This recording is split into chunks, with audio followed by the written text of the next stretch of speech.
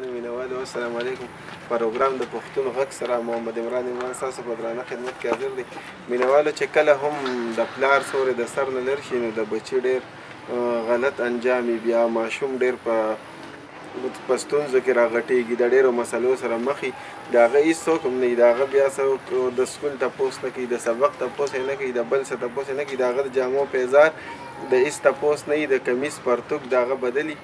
همدغه وجه ده چې نن د شیر عالم چې زما سره ولاړ دی او شیر عالم چې و دلته یو ډېر محنتي انسان و، ډېر کار به یې کو، روډ باندې به یې کار کو، نالې به یې صفا کولې، خلکو له به یې هر څه کول، خو دغه خپلو بچو له به یې رزق راوړو. نن هغه نشته او وفات شوی دی، الله دې وبخي. د هغه دا بچي دی، یو لور یې معذوره هم ده. زه د هغې کور ته ورتلم خو زړه راله اجازت رانه کړو، ځکه چې هغه ډېر همت یې غوښته و، هغه همت زما په زړه کې نه و چې دغې کور ته زه ورغلی یم. د هغې د مور هغه وخت کې د سړي په زړه کې لار کوي. دغه کور دی چې د کور ټول ډېر حالات یې ډېر خراب دي، هېڅ هم نشته، د ستونزو سره مخ کور دی.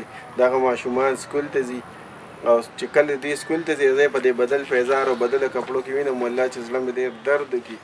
نو الله دې وکړي چې د دوی دا ستونزې چې کومې دي دا ختمې شي. او ستاسو سره دغه مطالبه ده چې د دې وړو سره ودرېږي.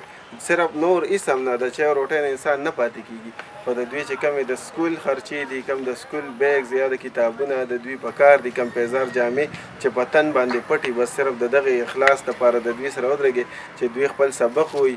دغسې حالات په ما په خپله هم تېر شوي دي. خو د چا مشر بچی زوی وي او هغه خو بیا هم پلار یې وفات شي، نو هغه خپل کور به کنټرول کړي. خو چې د چا دغه شانتې مشر لور په کور کې او زوی ماشوم وي، نو د دغې کور پر ثاني حال ډېر خراب وي. نو دغه کوشش ته زمونږ چې د بچي نه بیا تعلیم په نیمه کې پاتې، هر یو څیز ګډوډي، د مور ارمانونه په ورپسې. نو زمونږ دغه کوشش ته چې د دې وړو د ارمانونه په ورپسې نه شي، دوی خپل سبق سر ته ورسوي او دا به ستاسو زمونږ په مرسته باندې کېږي. نو انشاءالله چې موږ به ستاسو په تمه یو. 0348 55 68 121 نمبر دی. ستاسو سره خو موبایل نشته؟ شته. نمبر درته یاد دی؟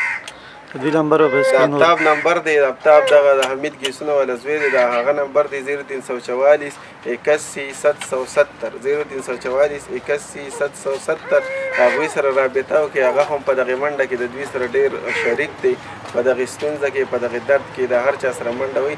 د هغه دغه نمبر دی، په دغې ورسره نیغ په نیغه رابطه وکړئ. آفتاب له هم سمه ورکوئ. دغې کور ته ډایرکټ راشئ، په شهید واده کې اوسېږي، د هغې بل کور ته راوتې دي او دغه خپل منډه ورسره وکړئ. ډېره مننه د الله.